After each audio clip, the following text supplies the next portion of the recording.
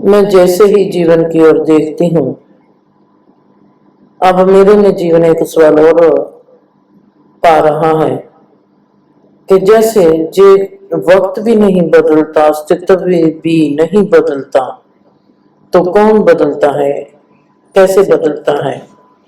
तो वैसे ही मैं जब देखती हूँ कि मैं कैसे एक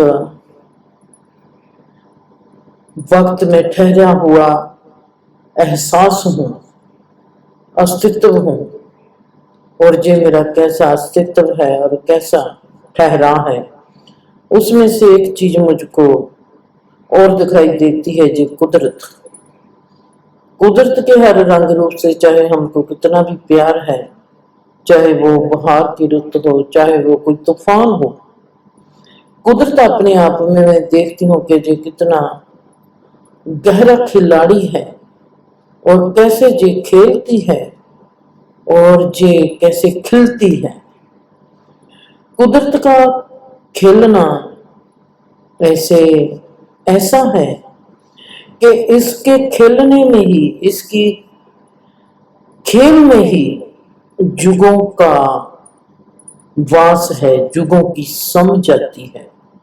और इसका जो खिलना है, कुदरत चाहे फूल में खिलती है, कुदरत चाहे दिन में खिलती है, कुदरत चाहे सूर्य बनकर खिलती है, सूरज चाहे जन्मता जन्म देता है किसी भी जीव को, वहां पर खिलता है।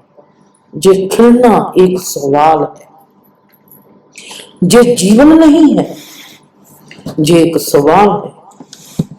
अगर मैंने कुदरत को देखना है, मैंने अगर कुदरत को जानना है, तो ये सवाल बन जाती है। अगर मैंने कुदरत को जीना है, तो जो खेल बन जाती है। अगर मेरा ध्यान ही कुदरत की ओर नहीं है, तो कुदरत अगर ना मौजूदगी में खड़ जाती है, ये हमारे लिए मौत का एक तरीका बन जाती है। आज जब मैं कुदरत के नजदीक हूं, जब कुदरत जो है मेरे को ब्रह्मांड की सेवा कर, ब्रह्मांड की यात्रा करवाती है, तो मैं देखती हूं ब्रह्मांड क्या है। अगर मैं ब्रह्मांड की समझ में पलती हूं, तो वहां पर मैं देखती हूं कि ये कुदरत क्या है। आज मैं एक नए सोच से, एक नए तरीके से, एक नए डिमेंशन में से, एक नए दृष्टिकोण से ही नहीं, एक नए व्यू पॉइंट जहां से दृश्य दिखाई देता है, वहां से इस कुदरत को देखूंगी, तो मुझको कुदरत एक ऐसा जीवन का नहीं, संसार का प्रोग्राम लगती है। ये एक कंप्यूटर की तरह एक प्रोग्रामिंग है जो संसार को चलाती है। चाहे संसार में कोई भी जीव हो, कोई भी रुख हो, कोई भी कुछ भी हो, ब्रह्मांड तक, तारों तक, जहां तक जीवन दिखाई देता है, वहां तक मुझको कुदरत का ही बोलबाला दिखाई देता है।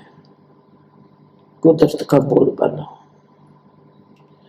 जो कुदरत का खेल है, कुदरत की प्रोग्रामिंग है। कुदरत जैसे हमने कह दिया कि आईफोन 14, जो कुदरत है आईफोन 14 एग्जाम्पल के तौर पर, और इसकी प्रोग्रामिंग जो है ये ब्रह्मांड तक है। अगर हम कुदरत के बाहर निकल जाएंगे, अगर ये ब्रह्मांड भी कुदरत के अंडर आता है, तो ब्रह्मांड के पार क्या है और कुदरत के पार क्या है, इस प्रोग्रामिंग के पार क्या है। आंख क्या है, इस कुदरत में हमारे में आंख बनती है जी, आंख क्या है। इस कुदरत में हमारे में कान बनता है जी, कान क्या है जिससे हम सुनते हैं। अगर कुदरत में हमारे में जुबान आती है तो ये बोल क्या है, जो साइलेंस डिमेंशन है वो क्या है।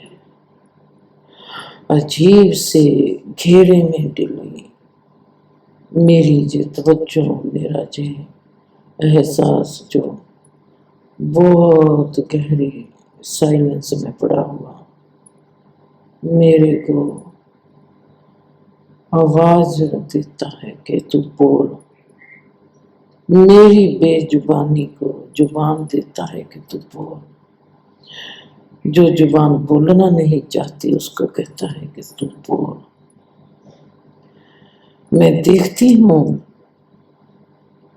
बहुत दूर तक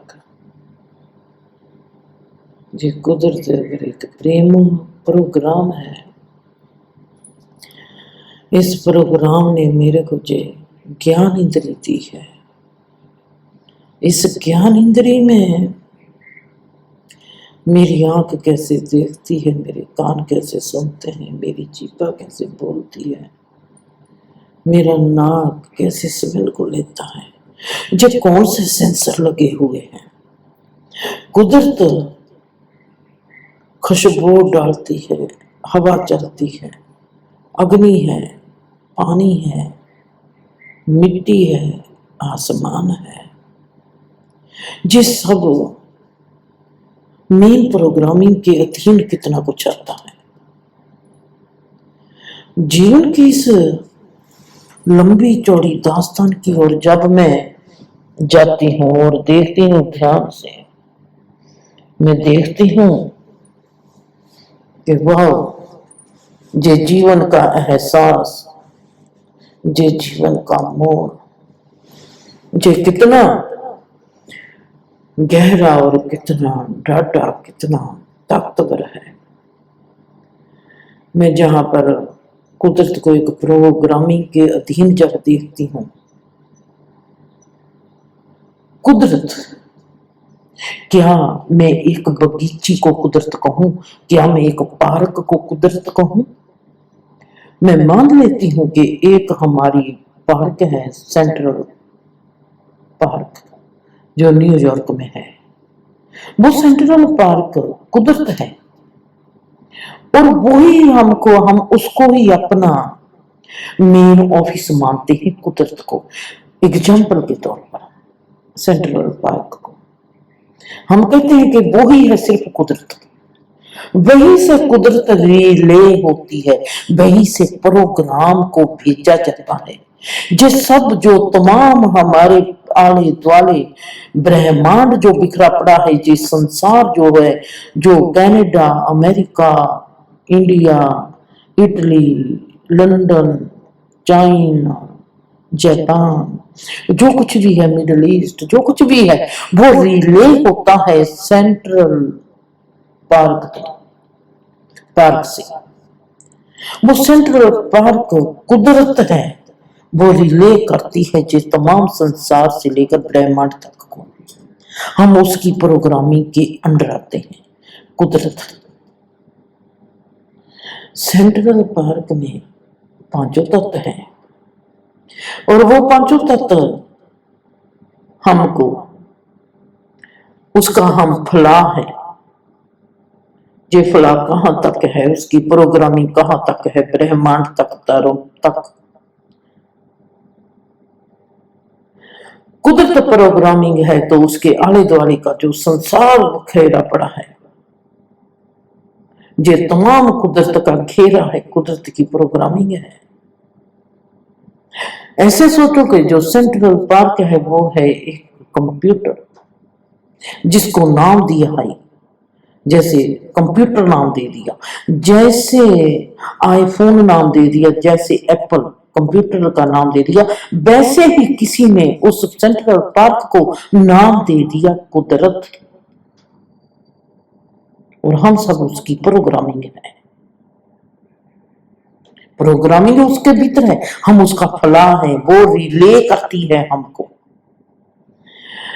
मैं वहां पर चुप स्विच है, चुप चैनल है, और मैं उस चैनल को देख रही हूं। आप देखते हो कोई और शो, आप देखते हो कोई मूवी, चाहे आप कंप्यूटर में देखो चाहे आप थिएटर में जाकर देखो, पर मैं देखती हूं चुप के थिएटर में जे कुदरत नाम की मूवी, और मैं देखती हूं इसका फला ब्रह्मांड तारों के भी पार तक जाता है। जे कुदरत प्रोग्रामिंग खत्म होगी, बैटरी चली गई, बिजली खत्म चली गई, परलों आ गई। परलों क्या है? एक स्विच खराब होती है, मतलब कि हमारी एक में हम में से किसी की मौत होती है, वो एक स्विच खराब होगी। एक स्विच खराब होने से कंप्यूटर खराब नहीं होता। कंप्यूटर टोटली कैसे खराब होगा? परलों। जे कुदरत कैसे खराब होगी? जब परलों आएगी। छोटे से तूफान से जे खत्म नहीं होगी, परलों आने से ही जे खत्म होगी। परलों आ गई, हम कह देंगे कि जहां पर कुछ नहीं बचेगा, जो संसार नहीं होगा, क्या तारामंडल भी नहीं होगा?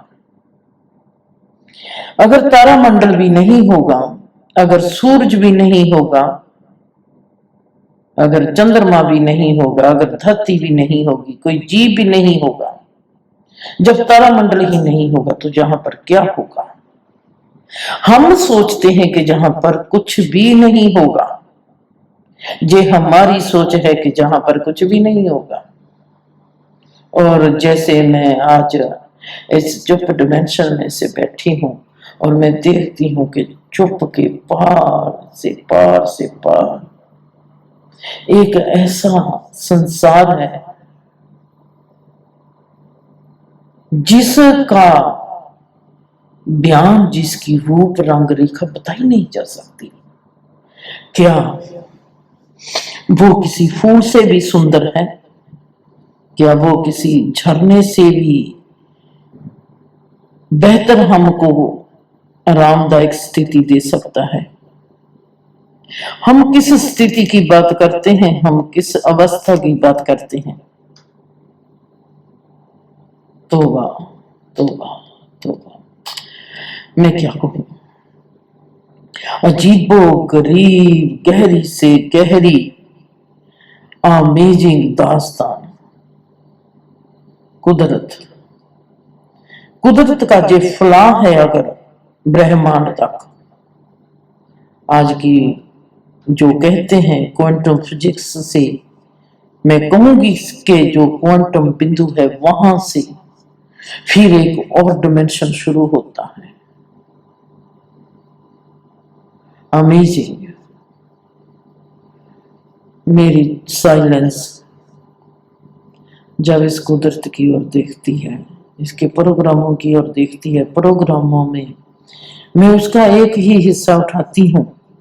जैसे एपिसोड बनते हैं, इसके भी एपिसोड हैं, इसके एपिसोड है आंख, इसका एपिसोड है कान, इसका एपिसोड है नाक, इसका एपिसोड है जुबान, इसका एपिसोड है हमारे हाथ पैर। जो सब एपिसोड हैं इस कुदरत के, जो अपने आप को अलग अलग रूप रंग से दिखाती है, कभी इंसान में से, कभी परिंदे में से, कभी जानवर में से, कभी पानी से, कभी किसी में, कभी किसी में। फिर उस प्रोग्रामिंग को फिर हम देखते हैं, हम संसार में आ जाते हैं, फिर उस प्रोग्रामिंग का फैलाता है, जी मेरा बाप है, जी मेरी माँ है, जी मेरा बेटा है, जी मेरी बेटी है। हमारे जो फला कभी खत्म नहीं होते, जो फैलते ही जाते हैं, फैलते ही जाते हैं। अगर वो मेन स्विच बंद हो जाए तो फिर क्या होगा? जो मेन स्विच का फला है, कुदरत कहती है कि तू ब्रह्मांड की यात्रा करना चाहता है, तू तो ब्रह्मांड तक जा नहीं सकेगा, पर मैं तुझको लेके जा सकती हूँ। तेरे ही भीतर वो ब्रह्मांड है, तो इसीलिए तो देखता है। मेरे को इसलिए तारे दिखाई देते हैं क्योंकि वो तारे मेरे भीतर हैं। अमेजिंग, तारे मेरे भीतर हैं, इसलिए मुझको तारे दिखाई देते हैं। हम सोचते हैं कि तारे बाहर हैं। इस प्रोग्रामिंग को जब मैं कुदरत की जुबानी सुनती हूँ और मैं देखती हूँ कि ये रुख फिर क्या है, क्या रुख कोई ऐसे चिप हैं जो इस वायुमंडल को गर्म नहीं होने देते। वाकया ही ये वायुमंडल को गर्म नहीं होने देते, कंप्यूटर को ठंडा रखते हैं, कुदरत को ठंडा रखते हैं। अजीबोगरीब से घेरे में घिर गई, जहां पर मुझको एक दिखाई चीज देती है कि जहां पर एक फाटक लगा हुआ है जो खुलने वाला है। इस फाटक को मैं अपने भीतर में से अगर देखूंगी तो मैं इसको क्या कहूंगी, मुझको समझ नहीं आती।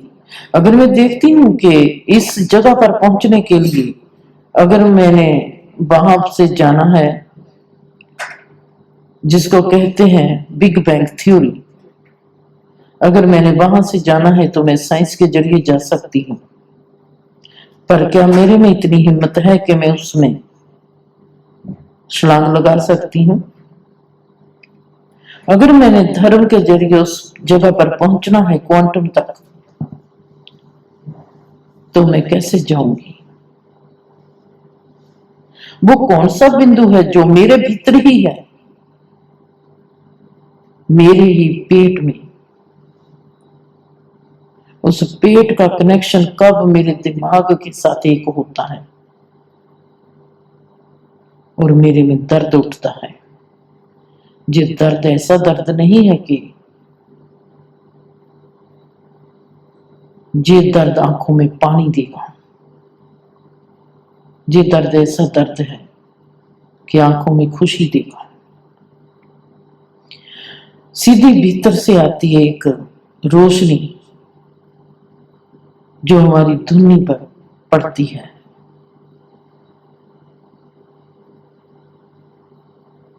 इस कुदरत को अगर मैं प्रोग्रामिंग कहूंगी तो उस क्वांटम बिंदु को क्या कहूंगी? अपने भीतर के जरिए अगर मैं उस बिंदु पर पहुंचना चाहती हूं तो मैं कैसे पहुंचूंगी? अगर मैं बाहर की यात्रा करते हुए साइंस के जरिए उस बिंदु तक पहुंचना चाहती हूं तो मैं कैसे पहुंचूंगी? ये जो आज साइंस कहती है कि हमको पता नहीं ये ब्लैक होल क्या है, ब्लैक होल के जरिए क्या हम वो जो ब्लैक होल है क्या वो ही है हमारा क्वांटम बिंदु? उसके भीतर क्या है? इतनी तेजी से वो कैसे घूमता है?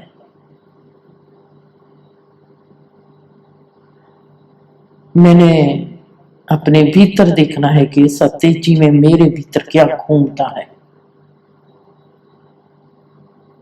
सच मानो मैं चुप डिमेंशन में बैठी हूं, आंखों में पानी है और पेट में दर्द। ये दर्द ऐसा नहीं है कि मैं कहूं कि इसकी वजह से आंख में पानी है। ये एनर्जी है जो अपने आप को रिलीफ करती है, पानी के जरिए भी, दर्द के जरिए भी। और मैं फील करती हूं कि मेरे पेट के धुनी के आले दुआले बहुत तेजी से कुछ घूम रहा है और उसकी वजह से मेरे को उल्टी भी आती है। आपने देखा होगा कि कितनी बार मैं कुछ करती हूँ उल्टी आती है। मेरा मेरी चाहना थी, मेरा चाह था कि मैं एक्सपीरियंस के अनुभव के भीतर में से ही जब होती हूँ तब बोलूं। वो अनुभव जो मेरी अचेतन अवस्था में मुझको आके लिपटता है, फिर मैं उसको आंखें खोलकर जब साइलेंस में आंखें खोलकर बैठती हूँ तो उस अनुभव को अपने आगे लेकर आती हूँ और उसमें घुसकर उसमें वो चीज के एहसास को निकालती हूँ जो मैंने अपने आप में जिया होता है और जो मैं अपने आप को करना चाहती हूँ। मेरी साइलेंस मेरा पहरावा है और मेरा आज का जो पहरावा मुझको कहता है ध्यान से देख अपनी धुनी की ओर। और मेरे को ऐसा लगता है कि जैसे मेरी धुनी हिलना बहुत तेजी से, उसके आले दुआले एक एनर्जी है जो घूम रही है, बहुत तेजी से घूम रही है। ये जो घूमती हुई एनर्जी है धुनी के आले दुआले, और वो ही कहती है कि जी वो ही है, ये वहीं पर ले जाएगी जहां पर ब्लैक होल लेके जाएगी। ब्लैक होल हमको वहां पर लेके जाती है और मेरा धुनी की जो आला वाला चक्कर काटता है वो भी वहां पर लेके जाता है। मतलब कि इस कुदरत में भी वो चीज है और हमारे सब के भीतर भी वो ही चीज है।